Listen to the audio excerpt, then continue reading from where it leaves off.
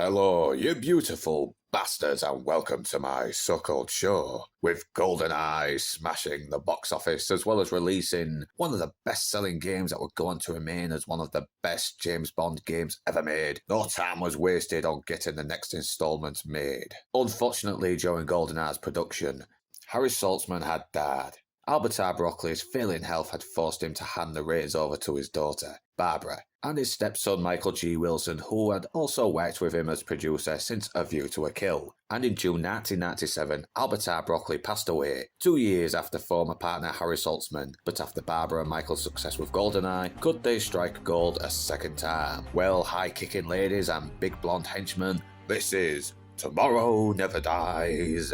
Yeah, that's the song that should have been used. Darling, I'm killed. Released in December 1997, Tomorrow Never Dies sees Bond, played by Pierce Brosnan, investigate a media mogul named Elliot Carver, played by Jonathan Pryce, who is suspected of trying to start World War III, and to make things worse, a Hong Kong agent is also investigating Carver. While GoldenEye was a gritty, well-layered spy thriller with complex characters, this does sadly feel a little lacking in comparison. But that doesn't mean it's bad. It is still a fun Bond adventure, and Christ, after the last two Daniel Craig moan fests, Tomorrow Never Dies has never felt more welcome. Does it lack the grittiness and layers of GoldenEye? Yes, but there is still a charm to it. Pierce Brosnan shows he was born to play Bond, and even though the material isn't the best, he still owns every scene. He still convinces as a ladies' man, as well as a killer, but still finds a way to try to humanise him more. And you can tell Brosnan is enjoying every minute in the role, unlike Craig's more traumatised, broken Bond moaning how the job is affecting him, making him quit only to come back and quit and come back again. Brosnan Bond looks like he lives for this job, like in this scene where Bond has to escape a bunch of Carver's goons with a remote-controlled car.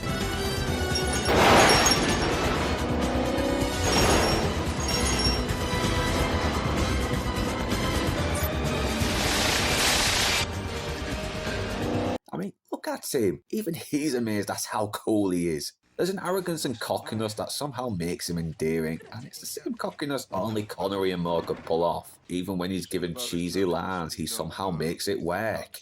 I've always been a fan of Chinese technology. And the remote control car chase I mentioned earlier, yeah, it's fucking cool and it's exciting and unapologetically dumb, and seeing Bond having fun getting the better of Carver's goons always makes me smile. Right up until he destroys the BMW.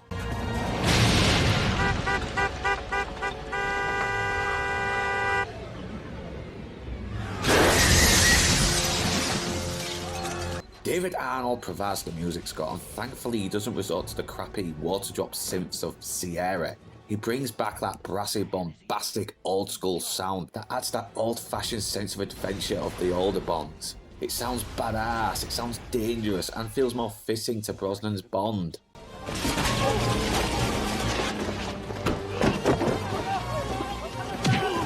The always reliable Michelle Yeoh shows to be one of the more popular Bond girls as Wei Ling, shown to be smart, resourceful, capable in the fight, and just downright charming. Her and Brosnan make a fun pair, and they do look like they're enjoying their time on screen together.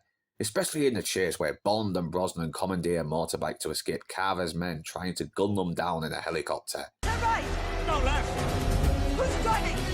The stunt work is amazing, and the fact that this was done practically makes it even more cooler to watch and puts the unrendered CGI shitfests in today's movies to shame. Also, how the hell is Michelle Yeoh still looking good despite being in her 60s? I want to break your head.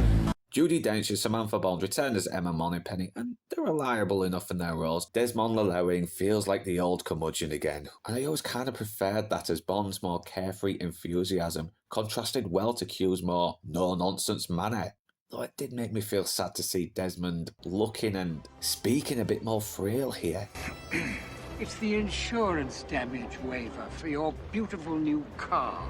Especially since 2 years previous he had some energy in the role, but he is still likeable and he still manages to utter a few good one-liners. Welcome.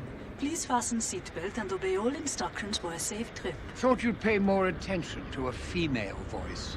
but sadly this does still feel like a step back from the more grounded feel we got from GoldenEye, as it feels a little more over the top in comparison. I mean, for example, when Bond took on Alex in a fist fight in GoldenEye, it was shot guerrilla style, with no music, as a way to make the violence in the scene feel more visceral. And here, when the violence happens, it doesn't have the same impact. Jonathan Pryce, while fun as Rupert Murdoch insert Elliot Carver, doesn't really come across as that threatening. He's creepy, but it still feels like a step down from Alec Trevelyan, who was smart, ruthless, and knew how to get at Bond. But like I said, he is still fun, and with the mainstream media pushing more and more bullshit in today's world, his plot to start World War III somehow feels more relevant than ever. Stamper is also a pretty forgetful henchman, no offense to Gotts Otto. I owe you an unpleasant death, Mr. Bond. Terry Hatcher does her best as Paris Carver, and while it's looking like she was a potential love interest in the past, I never really felt that sense of loss or regret between them. The title theme by Sheryl Crow is one of the weaker Bond themes, and while I like parts of it, it lacks that bombastic sleekness of GoldenEye. In fact, why didn't they use K.D. Lang's Surrender? I mean, listen to this intro.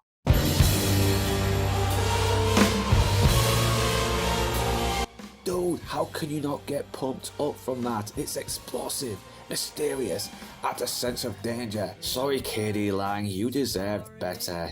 I'm also not a fan of the Len New Wolff model. It's way too clunky looking. Yeah, I know I'm nitpicking, but look at the older model. There's a subtle sleekness to its look, and it looks classy too. And while I like the chemistry between Brosnan and Yo, I don't bar them as a romantic couple. They just come across more like a really cool duo, but that said, while it doesn't reach the heights of GoldenEye, I do appreciate it more these days. It still has its charm, and it doesn't pretend to be anything other than a fun spy adventure that reminds us that no matter what happens, tomorrow truly never dies. The fuck is he talking about?